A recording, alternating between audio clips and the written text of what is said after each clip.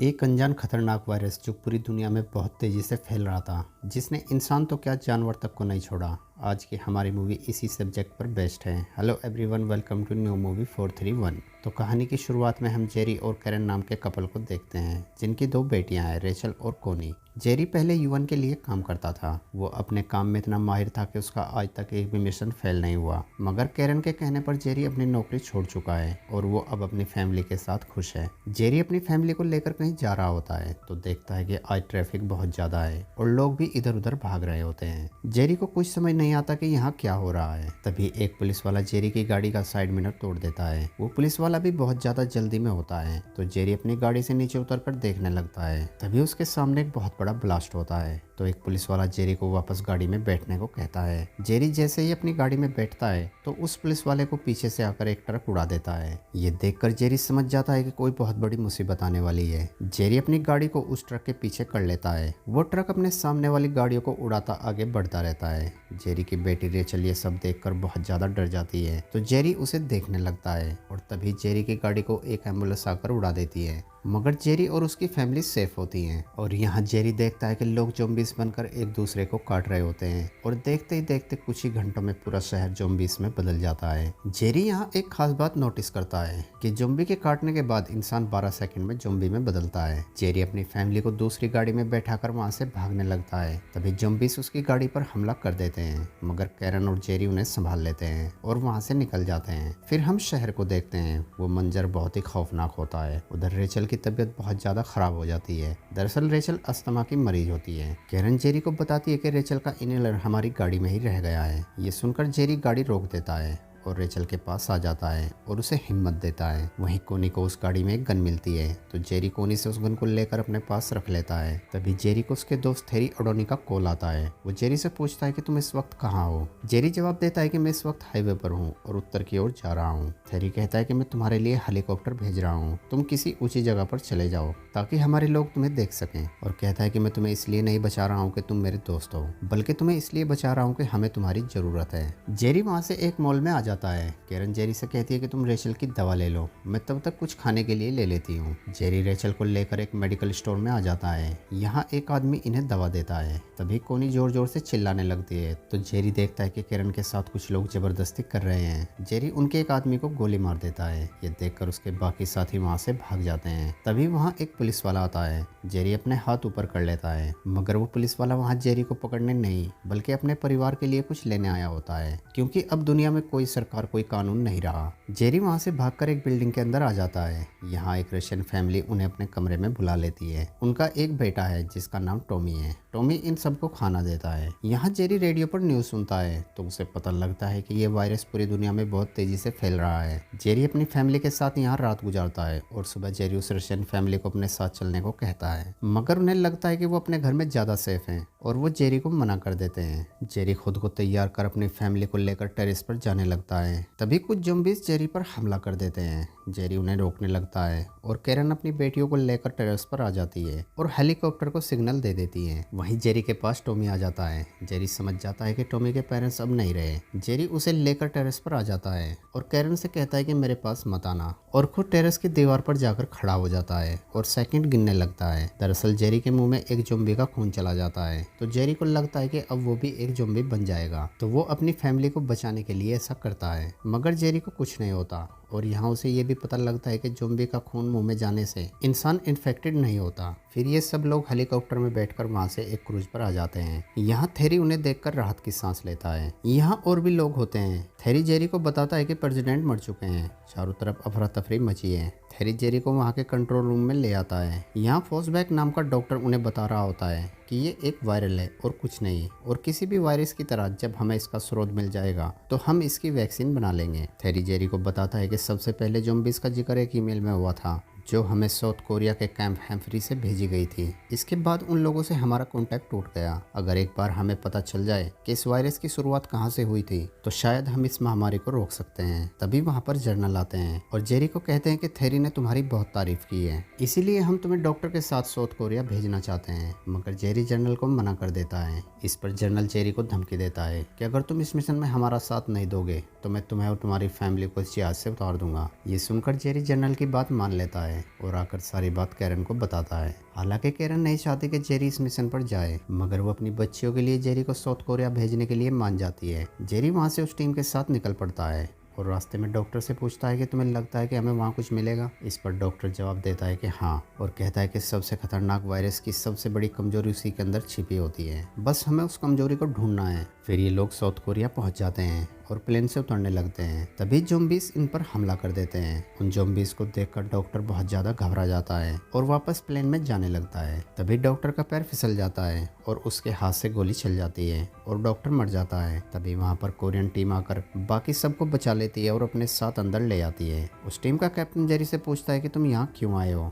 Jerry उन्हें कहता है कि एक ईमेल भेजा गया था यहाँ से कुछ 11 दिन पहले, क्या आप उसके बारे में कुछ जानते हो। कैप्टन जेरी को एक कमरे में लेकर आता है। यहाँ 14 लोगों की डेड बॉडी होती है जिन्हें जला दिया गया होता है। कैप्टन जेरी को बताता है कि इस वायरस का पहला शिकार इनमें से ही एक है जिसका नाम कॉनल है। उसकी ड्यूटी जंगल के पास बॉर्डर पर लगी थी, फिर अचानक वो कहीं गायब हो गया था। फिर कुछ दिन बाद वो गांव वालों को जंगल में मिला। उसके मुंह से सफेद रंग का झाग निकल रहा था। जिस डॉक्टर ने उसका इलाज किया था उसने उसी को काट लिया। इसके बाद डॉक्टर भी एक ज़ॉम्बी बन गया और अपने पूरे स्टाफ को काट लिया। जेरी कैप्टन से पूछता है कि क्या कोई जानता है कि कॉनल कहाँ गायब हो गया था। इस पर कैप्टन जवाब देता है कि हमें नहीं पता। फिर ये लोग वहाँ से निकल रहे होते हैं। तभी एक आदमी उनकी इंटरेक्शन अपनी तरफ खींचता है। जेरी कैप्टन से पूछता है कि ये कौन है। कैप्टन जेरी को बताता है कि ये CAI का एक एजेंट है जो यहाँ हथियार बेचते हुए पकड़ा गया था। जेरी उससे बात करने लगता है। वो एजेंट जेरी को बताता है कि इजराइल ने हमला होने से पहले ही अपने देश के चारों ओर ऊंची ऊंची दीवार खड़ी कर ली, जैसे उन्हें पहले से ही पता था कि ऐसा होने वाला है, इसलिए तुम्हें तुम्हारे सवालों का जवाब इजराइल में मिल जाएगा। जेरी वहाँ से इजराइल में जाने की तैयारी करने लगता है और कैरन को कॉल करता है, मगर नेटवर्क इशू के कारण वो बात नहीं कर पाता। कोरियन टीम जेरी के प्लेन में फ्यूल भरने लगती है। तभी कैरन जेरी को कॉल करती है। फोन की आवाज सुनते ही वो सारे ज़ॉम्बीज़ जाग जाते हैं और उन पर हमला कर देते हैं, मगर कोरियन टीम उन सबको संभाल लेती है और जेरी प्लेन में बैठकर वहाँ से निकल जाता है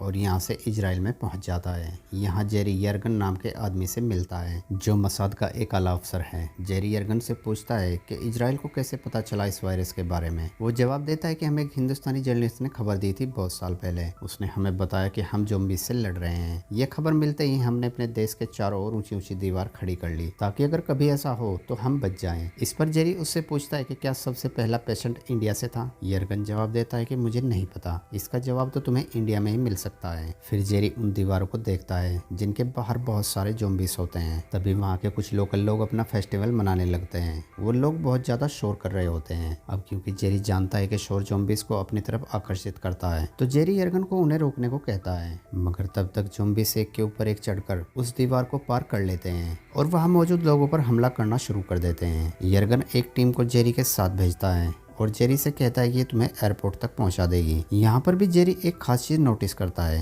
कि यहाँ लोग ज़ॉम्बीज़ बनकर लोगों पर हमला तो कर रहे हैं, मगर वो कुछ को छोड़ भी रहे हैं। अब वो ऐसा क्यों कर रहे हैं ये कहानी में आगे पता चलेगा। जो टीम जेरी को एयरपोर्ट ले जा रही थी उनमें से एक लड़की के हाथ में ज़ॉम्बी काट लेता है। तभी जेरी उस लड़की का हाथ काट देता है और सेकंड गिनने लगता है और देखता है कि वो लड़की इन्फेक्टेड नहीं हुई है। जेरी उसे लेकर आगे बढ़ने लगता है। उधर जिस प्लेन से जेरी यहाँ आया था उसके पायलट को पता चल जाता है कि ज़ॉम्बीज़ ने दीवार पार कर ली है और अब वो एयरपोर्ट की तरफ बढ़ रहे हैं। ये खबर सुनते ही वो पायलट अपना प्लेन लेकर वहाँ से भाग जाता है तो जेरी उस लड़की को लेकर दूसरे प्लेन के अंदर आ जाता है। जेरी उस लड़की से उसका नाम पूछता है। वो अपना नाम सेगन बताती है। जेरी सेगन का जख्म साफ कर उस पर बैंडेज लगा देता है। तभी जेरी को उस प्लेन में कुछ एहसास होता है तो वो पीछे वाले सेक्शन में जाकर देखने लगता है। वहाँ बहुत सारे ज़ॉम्बीज़ होते हैं। जेरी वहाँ के लोगों से कहता है कि हमें बिना आवाज किए पीछे वाले सेक्शन को ब्लॉक करना होगा ताकि वो ज़ॉम्बीज़ हमें देख ना पाए। वो सब अपने अपने बैग से दरवाजे को ब्लॉक करने लगते हैं। तभी एक आदमी के हाथ से उसका बैग छूट जाता है, जिसकी आवाज सुनते ही वो ज़ॉम्बीज़ अगले वाले सेक्शन में आ जाते हैं। जेरी उन्हें रोकने की बहुत कोशिश करता है मगर उनकी तादाद बहुत ज्यादा होती है और देखते ही देखते पूरा प्लेन ज़ॉम्बीज़ में बदल जाता है। जेरी अपनी जान बचाने के लिए सेकंड से ग्रेनेड लेकर उस प्लेन में ब्लास्ट कर देता है, जिसकी वजह से प्लेन क्रैश होकर जमीन पर गिर जाता है। उस प्लेन में जितने भी लोग होते हैं वो सबके सब मर जाते हैं, बस जेरी और सेगन ही बचते हैं। ये दोनों वहाँ से WHO रिसर्च फैसिलिटी में आ जाते हैं। जेरी बहुत बुरी तरीके से घायल होता है तो वो बेहोश हो जाता है। उधर जेरी की फैमिली को उस जहाज से निकाल दिया जाता है क्योंकि उन्हें लगता है कि जेरी मर चुका है। वहीं जब जेरी की आंख खुलती है तो वो देखता है कि उसे किसी ने बंदी बना लिया है। यहाँ पुलिस वाले और डॉक्टर सब मौजूद होते हैं। जेरी उन्हें खुद को खोलने को कहता है मगर वो लोग जेरी की बात नहीं सुनते तो जेरी उनकी बात थेरी से कराता है, जिसके बाद वो लोग जेरी को खोल देते हैं। यहाँ जेरी को ये भी पता लग जाता है कि उसकी फैमिली को जहाज से उतारकर मिलिट्री कैंप में भेज दिया गया है और अब जेरी जानता है कि जमीन पर उसकी फैमिली सेफ नहीं है। इसीलिए वो तुरंत साइंटिस्ट को बताता है कि मैंने इस ज़ॉम्बीज़ की एक खास बात नोटिस की है, ये बीमार लोगों पर हमला नहीं करते। इसीलिए अगर हम अपने शरीर में एक ऐसा वायरस डाल दें जो खतरनाक तो हो मगर जानलेवा ना हो तो फिर हम इन ज़ॉम्बीज़ के बीच जाकर या तो इन्हें खत्म कर सकते हैं या फिर इसका इलाज ढूंढ सकते हैं। इस पर डॉक्टर जेरी से कहती है कि तुम्हारी इस थ्योरी को साबित करने का एक ही तरीका है कि कोई खुद को जानलेवा बैक्टीरिया से इन्फेक्ट कर ले और फिर उन ज़ॉम्बी के सामने जाए, और बताती है कि इस प्रयोग के लिए जो हमें चाहिए वो हमारे पास है मगर एक प्रॉब्लम है, वो सब के सब डोज बी विंग्स में रखे हैं और वहाँ जो डॉक्टर काम करते थे